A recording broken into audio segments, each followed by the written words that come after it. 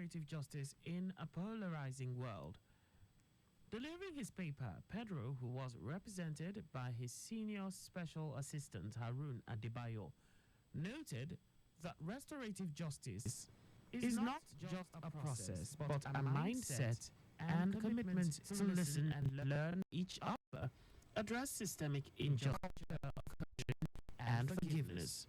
He urged participants to bridge gaps, raise awareness, and ensure swift, transformative justice, emphasizing the vision of Lagos where justice restores hope and fosters understanding.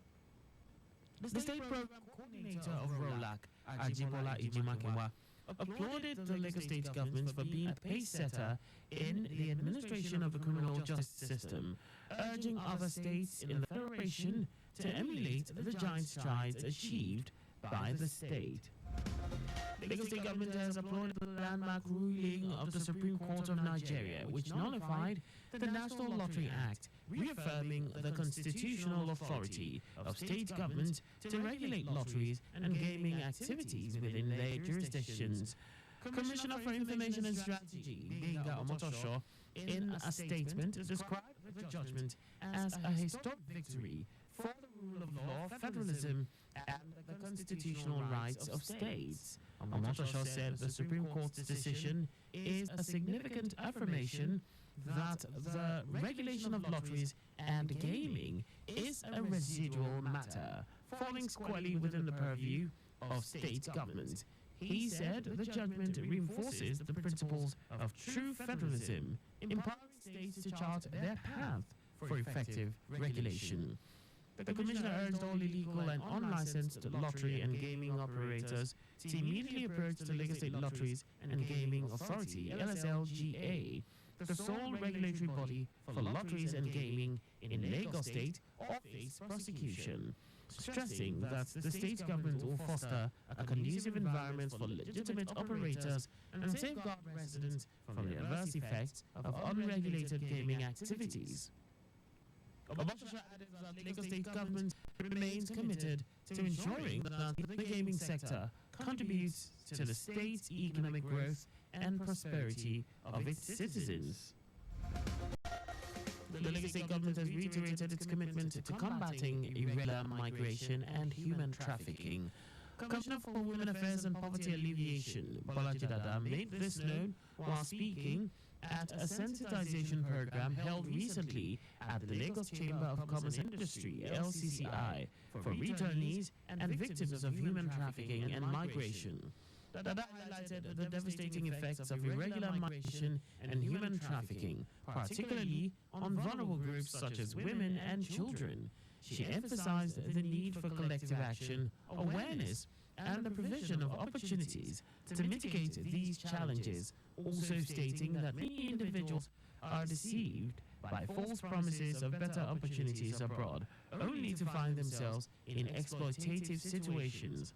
Dada stated that the organization is committed to raising awareness, strengthening policy, and collaborating with stakeholders to create equal opportunities for the people, stressing the need to educate others on the dangers of irregular migration and human trafficking, while advocating for women's rights and empowerment. The Lagos State Domestic and Sexual Violence Agency, DSVA, has taken the out-of-school children program to Lagos Island in collaboration with the Child Protection Network Lagos State as part of ongoing efforts to raise awareness about child rights and safeguarding. In her welcome address, the agency's Executive Secretary, Titilola Vaibo Adeni, emphasized the importance of ensuring that no child is left behind. She highlighted that the initiative aims not only to educate children, but also to inspire them. The Lagos State Materials Testing Laboratory Agency, LSMTL, has opened a web registration portal for all its test activities as part of the strategy to meet the teeming demand of conducting building materials tests across the state. Speaking at the unveiling of the web portal registration during the EGIS Retreat 2.0, which was held at Lekki, General Manager of LSMTL, Olayinka Abdul, stated that the initiative was targeted at an automated modality for fighting against mediocrity that often caused buildings collapse across Lagos State. Abdul said it is a software application capturing data and tracking buildings for seamless execution of the LSMTL's mandate in checking building materials for quality assurance of long-lasting structures, while describing the platform as transparent and easily accessible to customers.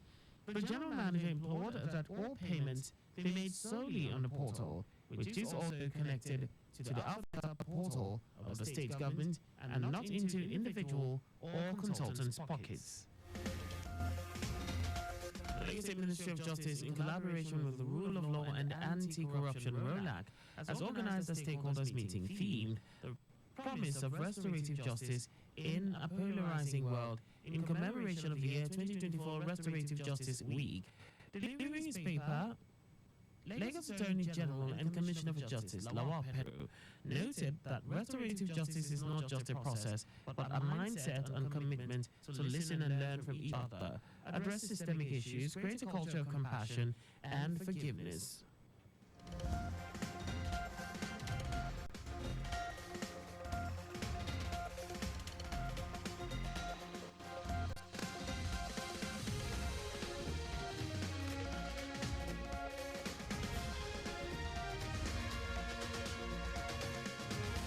And that's all for the state news at 7. Just before we go, your vehicle is not a strong room. Please keep your valuables off the view of miscreants. You can follow us and like all our various social media platforms. On X at Traffic Radio 961, Facebook Lagos Traffic Radio 96.1 FM, Instagram Lagos Traffic Radio 961, on YouTube. Subscribe and watch us live on our channel, Traffic Radio 961. You can also visit our website on www.trafficradio961.ng. Did you know that under the Sanwo-Olu administration, over 1,000 indigent residents benefited from the state's mega empowerment program starter packs, which include grinding machines, barbing tools, hair dryers, sewing machines, and Android phones? You can get more details on the Lagos State Government's website. For contact with the newsroom, please send a message to info@trafficradio961.ng. And that ends the news broadcast compiled by Adeswa Ejoyoka. I am Akan Usen. Thanks for listening and please stay safe. Good evening.